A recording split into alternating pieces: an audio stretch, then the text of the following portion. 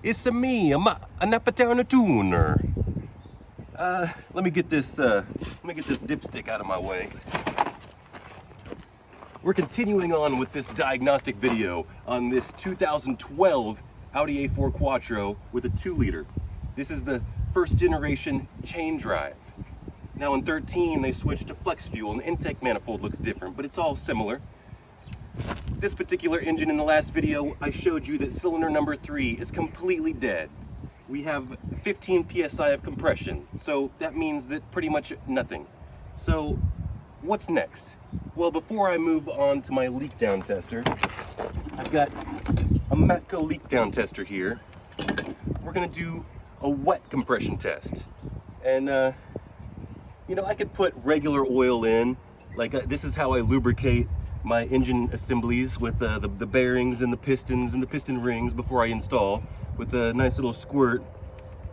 But sometimes for something like this, I like to get out my Lucas Pure Synthetic Oil Stabilizer because it's just got a little bit more formula to it. And then I like to first let me explain what a wet compression test is. A wet compression test will tell you if something's wrong with the piston or the rings. See, we've got the bottom half of the engine and the top half of the engine. There's a lot going on the top half. We've got intake valves, we've got exhaust valves, we've got a head gasket in between. You know, so it would be the best case scenario if something was going on with the top end of the engine. But you know, I always brace myself for the worst case scenario, so I'm just gonna expect that a piston's broken because, you know, even though I like being optimistic, you know, what's there to be optimistic about? You tell me. I digress. Now, what I like to do is, you don't need much, but I just like to pour a little bit for the homies in cylinder number 3 spark plug hole. So let's see if I can do this without making a mess. Right there, just a little bit. We'll get the lubrication and the oil moving around in the cylinders. Let's see if some of it comes out the spark plug hole.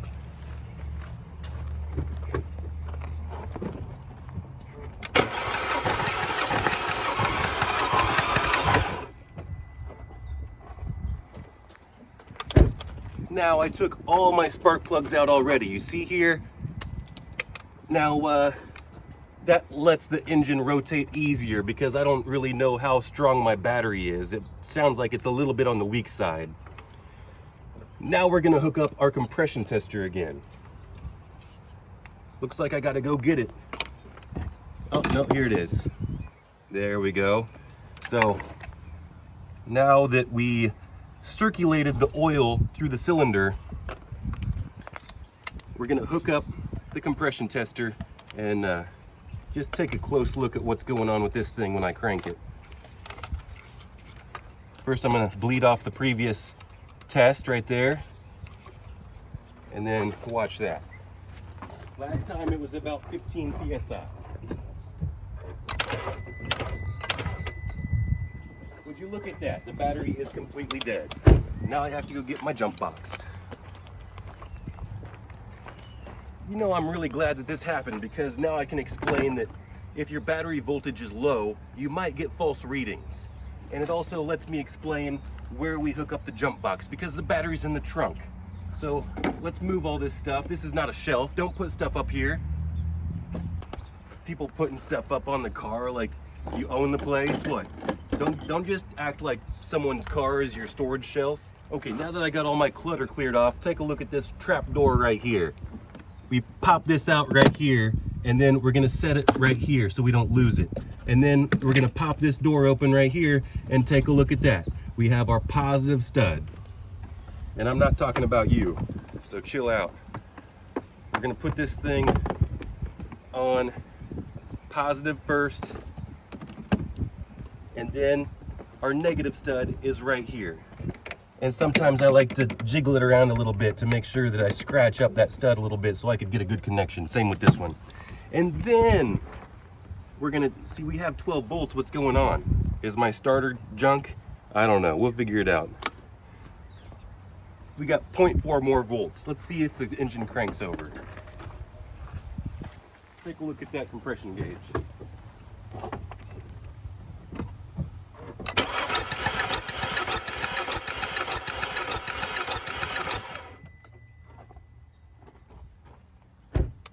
Like I said before, when you're doing a compression test, you want the engine to operating temperature. It's not going to be the operating temperature right now because it's got a dead cylinder. I'm not going to sit here and run it to operating temperature and then do it. What do we got? Last time we had about 15 psi of compression, now we got about 30. That could still be inconclusive. But I figured I'd go ahead and show you. You know, this is an analog gauge as well, so sometimes, you know, if you look at it like this, it's 35, and if you look at it like that, maybe it's 25. But no, look at it straight on and it's 30, so let's just move on. Now we're gonna move to, oh yeah.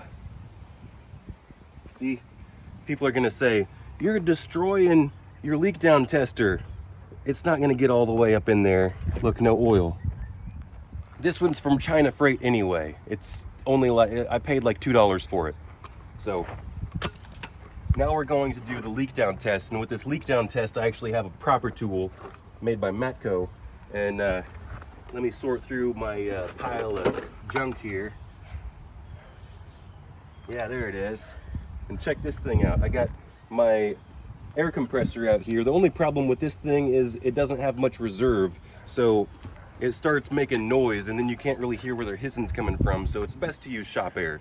We're gonna move on to the leak down test. Now, this is completely different, like I said, than the compression test. This is, you can't just willy-nilly put this in and do a test like you can with the compression test. The compression test is super easy. With this, we have to do some preliminaries. And for that, we have to know a few things. First off, you have to have some tools handy. This right here is my ratchet, my 1/2-inch drive long ratchet. This does have a swivel head on it, so I made sure to go ahead and tighten up this joint so that it's not going to be floppy on me when I'm trying to shift it down in there and get on my crankshaft pulley, because we got to turn this crankshaft pulley over, and the goal is to get cylinder number 3 to top dead center compression stroke. So on this particular engine, we have a oil pressure switch like this, only it's down here. It's right here. And I went ahead and pulled this off already. You see, this normally goes underneath this coolant pipe right here, and then it clips in right here. So you just take it off like that, see? And then now whenever you're moving this thing around, you're not gonna break that connector. So let's figure out how to get this thing to top dead center compression stroke. But how are we gonna do that? Because sometimes people will say, well, you need to get this vacuum / boost gauge, and you can hook it up to, let's say, your hose, and then that boost gauge, that / vacuum gauge, will show you whenever the cylinder is pulling air in, and it'll show you when the cylinder is pushing the air out. With the engine spinning over at the starter motor speed, we're gonna have a whole lot more of a chance of noticing that. But at 15, 25-ish PSI, it might not show up on your gauge because we have a pretty big leak. So how I'm gonna do this is, we gotta know the firing order first of all. And on this engine, it goes 1, 3, 4, 2. And that firing order means that's when the compression stroke is happening. So let me clear that up just a little bit. You need to be on your compression stroke for the ignition to fire the spark plug, and then you're on your power stroke. So in between your compression stroke and your power stroke is when the firing order takes place. So I've got, like I said, I got all the spark plugs out right here, see? And now we're going to put this breaker bar down here on the old crankshaft pulley, and let me show you how to figure out. Since this doesn't have any compression / vacuum, if you will, then we're gonna go to the one before it, cylinder number 1. So let me show you so we're gonna sneak this bar down in here. We're gonna rotate it up on that crankshaft pulley. If you can see, it's a little bit tricky. I'm just kind of feeling around, and then there we go, I'm locked on. You see that? Now when you're rotating the engine to try to get it to top dead center compression stroke, you're gonna spin it with the normal engine rotation, right? If you were to spin it backwards, the opposite of the normal engine rotation, then why do people say you don't do that? Well, the number one reason is if this timing chain or this timing belt was just a little bit loose, it had a little bit of slack in it, if you spin it backwards, you're going against the way that the tensioner is set up, and you could skip a tooth on your chain or on your belt. So always spin the engine in the direction that it's orientated in. So now what we're gonna do is I'm gonna go to cylinder 1 and figure out when cylinder 1's compression stroke is coming on. How I do that is you take your good old thumb, your fat thumb, and you go and you stick it in the spark plug hole like this, and get up on here and see if I can show this in the camera. First I want to feel it either suck or blow on my thumb.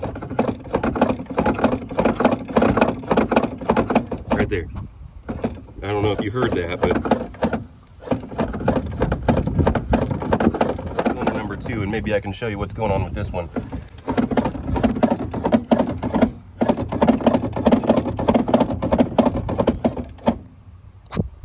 You hear that?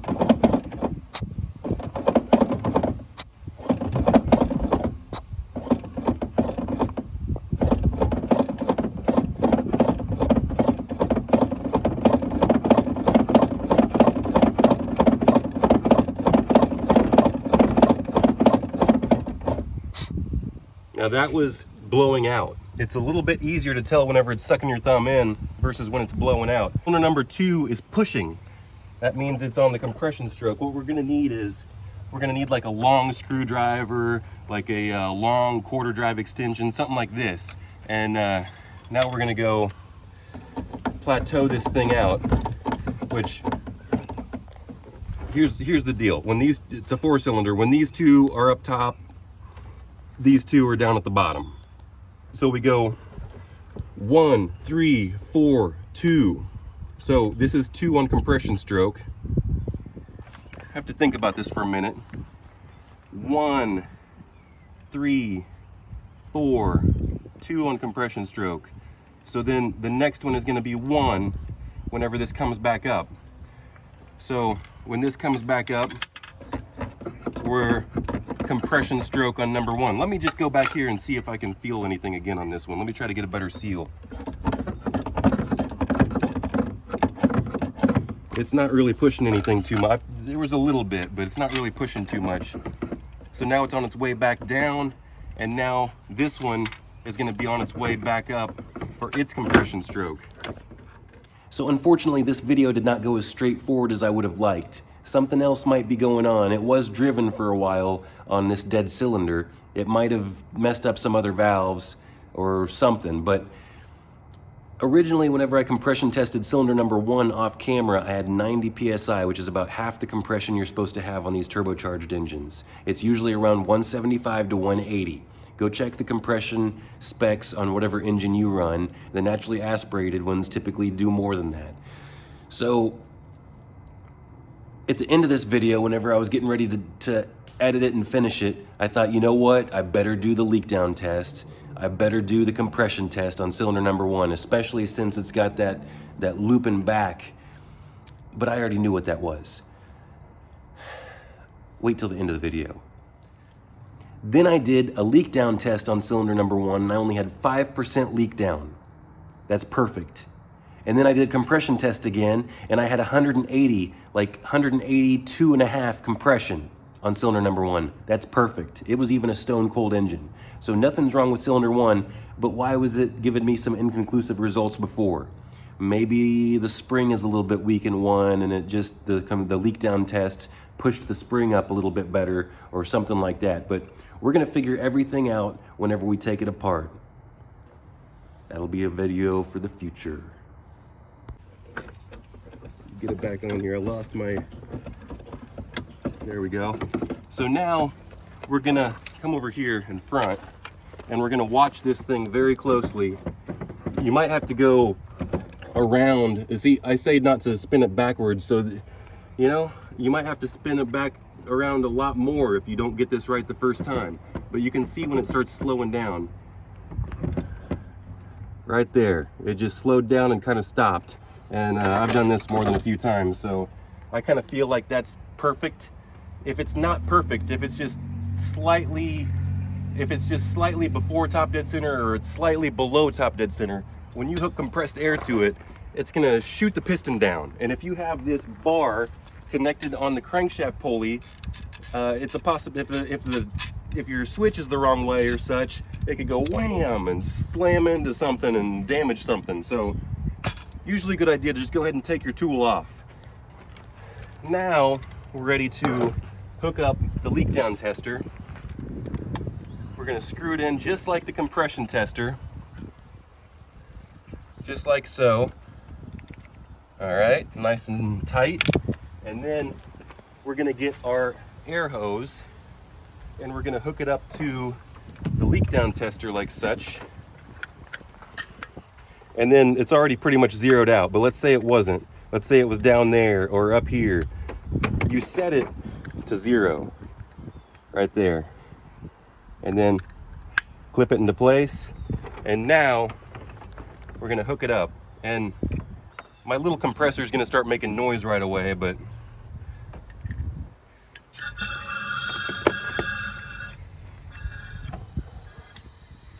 it's actually blowing air out of this spark plug hole.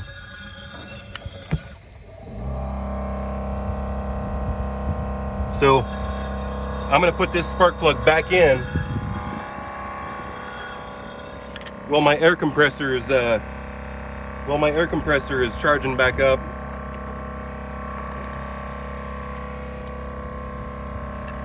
Why would it be coming out another spark plug hole? Okay, I'm playing stupid sometimes, but that is pretty weird. Lots of people would be like, what's going on? Now let's try it again and see what we can figure out. Still set to 0. We're gonna put compressed air in this cylinder.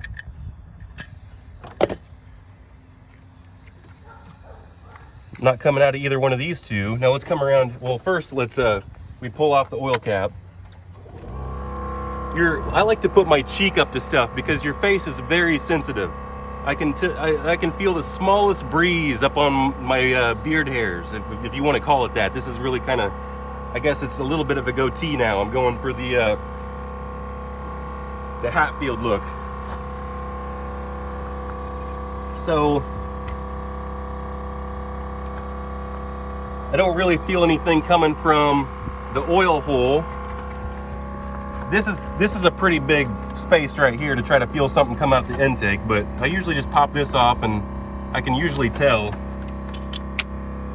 So now we're gonna let that charge up just a little bit more and we're gonna check one more thing. So I didn't feel it coming out of the crankcase, which I should be able to feel it since it's losing.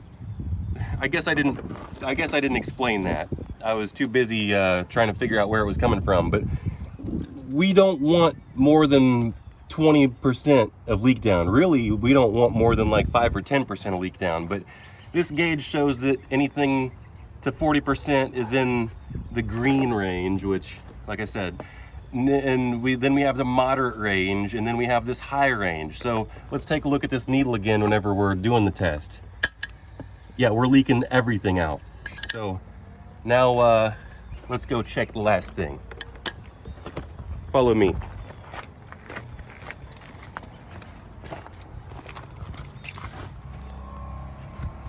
Come right up here on my palm. You're not going to be able to hear that maybe. Okay, you won't be able to hear that, but also if you have an exhaust leak, it's going to be more difficult to do that. But I can cup these tailpipes here and I can feel air just pouring out the exhaust. So that means we have a problem with the exhaust valves, with the cylinder head. But why in the world would the air be coming out of those exhaust valves and then back through cylinder number 1 spark plug?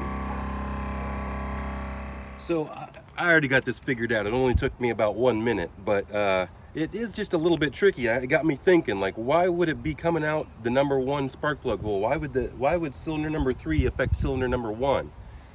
Well, let's just prove that it's doing it. And it's just out of curiosity, I'm gonna go ahead and take this Schrader valve out of my compression tester. Now, this is something that you typically do with a running compression test as well. That's a different video. So let's make sure I can remember where I put that, even though it looks exactly like a tire Schrader valve. Now we're going to put this in cylinder number 1 spark plug hole, and hopefully the camera can pick up the air noise coming out of here so you believe me. And also, if it doesn't, I'll see if it shows up on this gauge. So first, pull this camera right up close to here, try to get that mic just right up on it.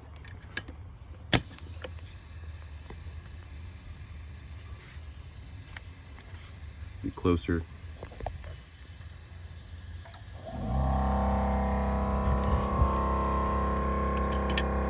Okay, I'm gonna let the compressor catch up again. I don't know if the mic picked that up, but we can feel air coming out of this hose.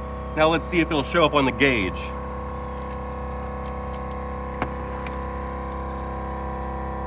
As soon as this compressor kicks off,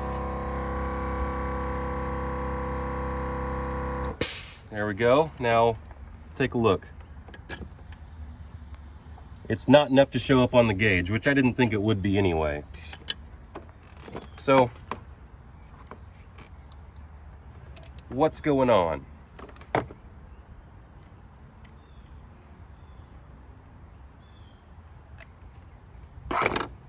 Here's what I think's going on.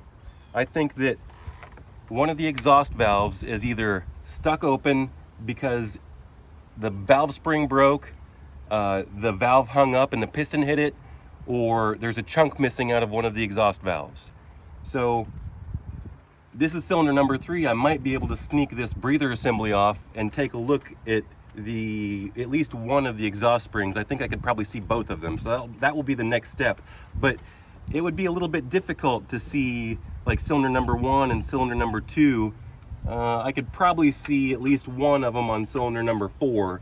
So on this particular situation with this cam tray, it makes it a whole lot more difficult to diagnose a broken valve spring. You would literally have to take the cam tray off, which is not a very fun job. And let me show you this as well. Someone put silicone on this cam tray. You know, silicone sealer. You're not supposed to use that. You're supposed to use an anaerobic sealer. Not only does this leak after a while whenever you use regular silicone, but for some reason, I don't know why, but I typically see scoring on the camshafts and things.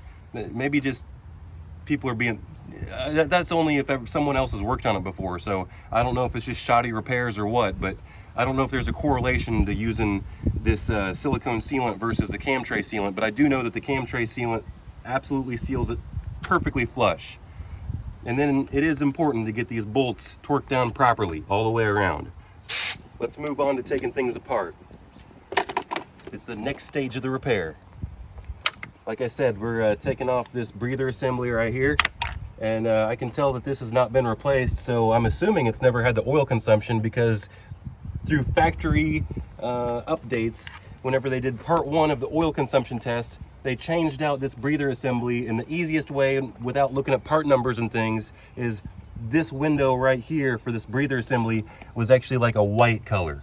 So first we're going to pop this off, and I see lots of people breaking these plastic tabs, but look, don't break it. It's easy. All you have to do is take your little nose pickers and push them down right here on the ends, and then wiggle. See that?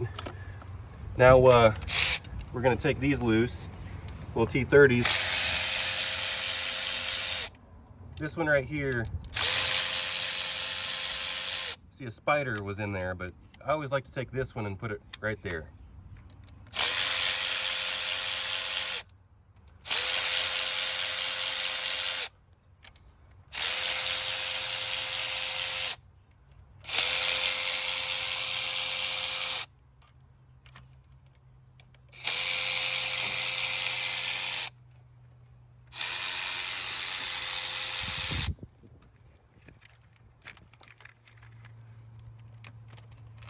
Let's move this way.